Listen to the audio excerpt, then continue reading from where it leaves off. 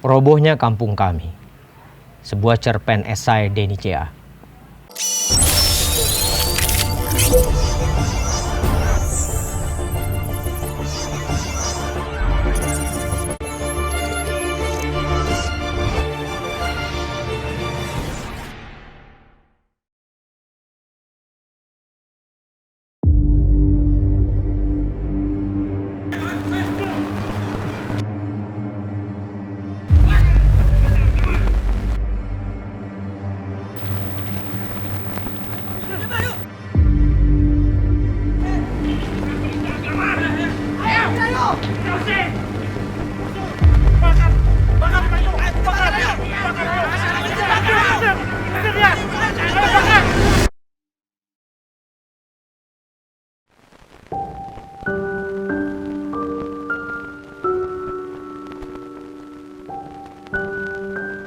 Kiriman video itu mencekamku. Jenazah penderita virus corona dibawa pulang ke rumah duka. Namun oleh keluarga, para sahabat, para murid, plastik mayatnya dibuka. Terdengar tangisan pilu.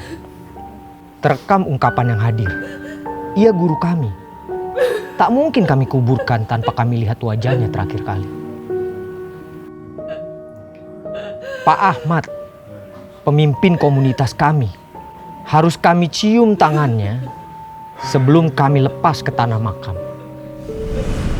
Terdengar nyanyian ilahi, terasa suasana seperti ribuan anak ayam kehilangan induknya.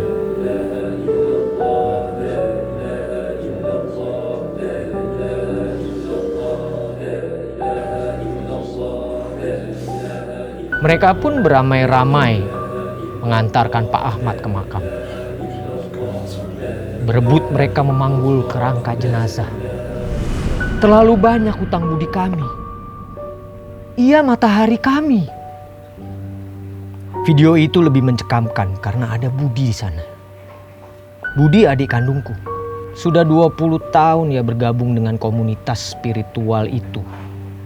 Ditinggalkannya pekerjaan.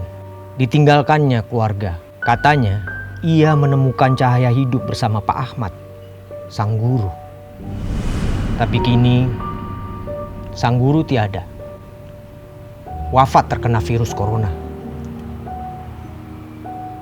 Tak lama kemudian, terkabar berita. Satu kampung spiritual itu diisolasi. Dikhawatirkan virus corona menular. Justru lewat jenazah sang guru. Tragis. Daya tahan sebuah keyakinan, daya tahan sebuah kesetiaan. Kesan itu mendalam kurasakan jika kurenungkan kisah Budi, Pak Ahmad, dan kampung spiritual tersebut. Tahun 2006, mereka diusir paksa oleh penduduk. Rumah ibadah mereka dibakar, rumah mereka dirusak. Banyak anggota komunitas itu dipukul. Satu di antaranya tak tertolong dan wafat. Mereka murtad, Pak. Usir mereka, Pak. Apa ini agama? Usir. Di sini ada petugas. Usir, Pak. Udah usir aja, Pak. Usir mereka. Puluhan penyerang membawa parang, pentungan, batu. Mereka melempari rumah sepuasnya. Mereka robohkan bangunan sesukar.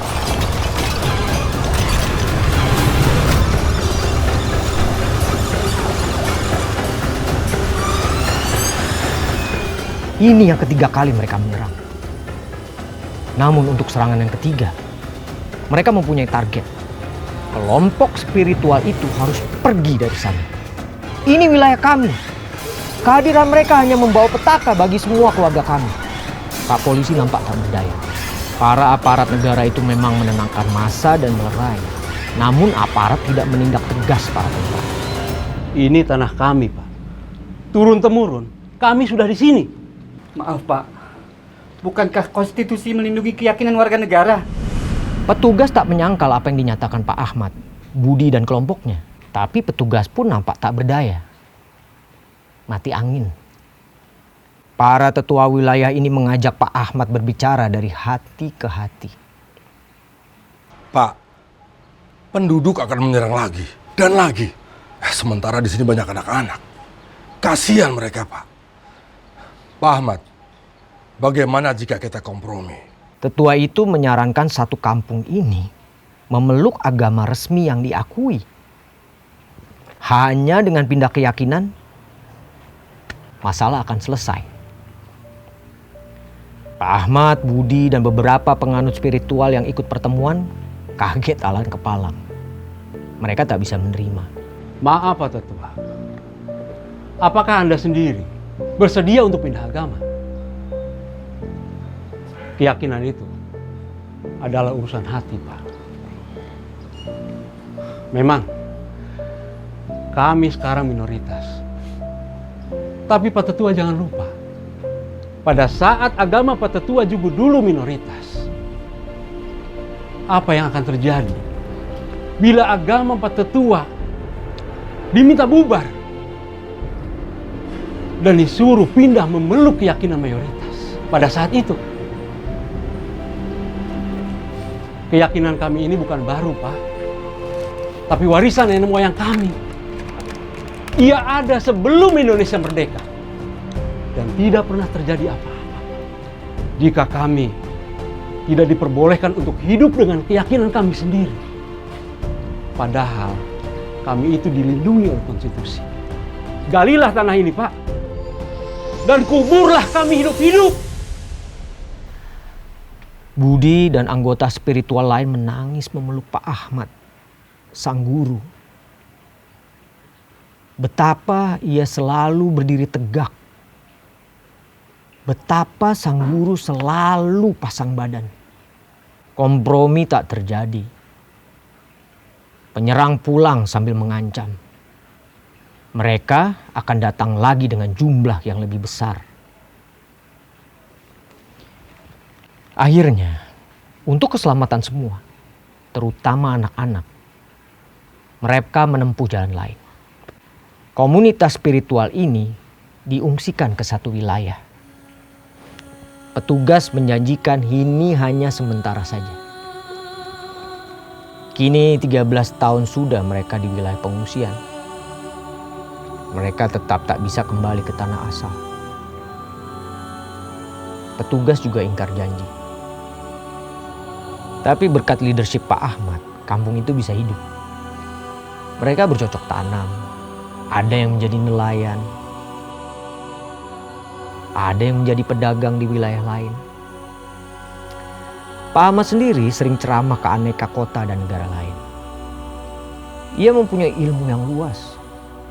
Hatinya penuh kasih. Dan yang penting, selaku pemimpin komunitas, ia kuat pendirian dan bertanggung jawab. Budi bercerita, Pak Ahmad baru pulang dari keliling. Ia ceramah di Malaysia, Cina, dan Jakarta. Entah di wilayah mana Pak Ahmad tertular virus corona. Aku teringat 5 tahun lalu. Budi dan Pak Ahmad sedang ke Jakarta. Mereka mampir ke rumahku. Kutanya, menurut Pak Ahmad, berapa lama teman-teman di sana tahan hidup di wilayah pengungsian? Pak Ahmad mengutip kisah komunitas Amish di Amerika Serikat. Komunitas ini bisa bertahan lebih dari 400 tahun. Padahal mereka hidup dengan filosofi dan gaya hidup yang sangat berbeda. Mereka menolak menggunakan listrik. Itulah daya tahan sebuah keyakinan. Mereka yang yakin, hati mereka ada di puncak gunung. Mereka bisa bertahan setua usia gunung sendiri. Tegas Pak Ahmad menyampaikan pandangan. Kutanya kembali. Puluhan penduduk yang menyerang itu membawa golok, batu, pentungan, sambil meneriakkan nama Tuhan dan giroh agama. Seberapa itu menakutkan? Bisakah itu membuat komunitas Pak Ahmad menyerah? Itu resiko sebuah keyakinan minoritas. Bacalah kisah Nobel Kopanis. Di awal pertumbuhannya agama Kristen, justru mereka lebih sulit. Lihatlah narasi di novel itu. Banyak sekali penganut Kristen yang dicemplungkan ke gelanggang fosil. Mereka diadukan dengan singa lapar. Mereka dimakan oleh singa. Sementara belasan ribu penonton tidak ada yang iba. Bahkan tidak ada yang meneteskan air mata. Mereka malah bertepuk tangan. Astaga. Tapi lihatlah sekarang. Agama Kristen menjadi agama yang terbesar untuk alam keyakinan. Menang dan kalah itu tidaklah penting. Seperti yang terlihat dulu. Kelihatannya menang, pada akhirnya adalah kalah. Dan yang terlihat kalah, ternyata menang. Seperti yang saya katakan tadi. Keyakinan sejati itu adanya di puncak gunung. Riuh rendah di lereng gunung. Hantaman badai di daratan tidak akan mengganggu hati yang ada di puncak gunung. Karena ketinggiannya yang berbeda. Kak, kampung kami akan tetap kokoh selama Pak Ahmad bersama kami. Tapi jika Pak Ahmad tiada, kampung kami akan roboh. Jangan. Yang menopang kampung kita, janganlah seorang pribadi. Harus semua komunitas yang menopangnya. Karena pada waktunya, seorang pemimpin akan mati. Dan haruslah lahir pemimpin yang baru. Kampung kita jangan roboh. Dengan bantuan teman, aparat setempat, aku akhirnya berhasil menelpon Budi di sana. Kampungnya memang sedang diisolasi. Tanpa bantuan teman, berkomunikasi dengannya sulit. Entah mengapa handphone Budi tak bisa dihubungi. Assalamualaikum, Bud. Bud, aku ikut berduka cita atas wafatnya Pak Ahmad. Tapi mengapa pemakaman Pak Ahmad tidak mengikuti protokol pemakaman COVID-19? Itu kan berbahaya buat kamu, Bud, dan buat semuanya juga. Kak, Pak Ahmad itu guru kami, pelindung kami, cahaya kami. Mustahil kami biarkan ia dimakamkan sendirian bersama petugas. Kami ingin ikut memandikan jenazahnya dan mensucikannya, Kak. Kami ingin mencium tangannya untuk terakhir kalinya. Kalaupun karena itu kami terpapar, mau apa lagi, Kak? Yang jelas kami tak akan biarkan ia ditinggal sendiri, Kak.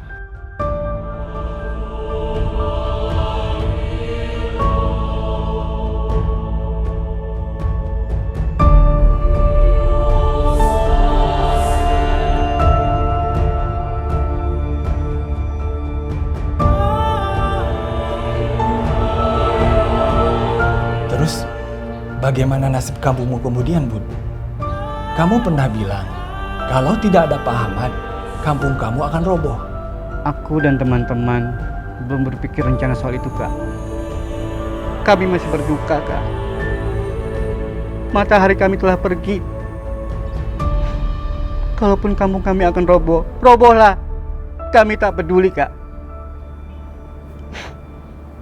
Kami tahu, Kak. Kami selalu menjadi minoritas. Bahkan kami akan kembali terusir. Dan tempat ibadah kami pun akan dibakar. Kami tak peduli, Kak. Satu hal yang harus Kakak tahu. Keyakinan kami lebih penting dari kampung kami. Itulah percakapan terakhir. Lama akan terdiam memahami hidup. Salahkah Budi? Naifkah Budi?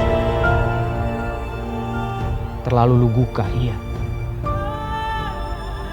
Susah aku menjawabnya.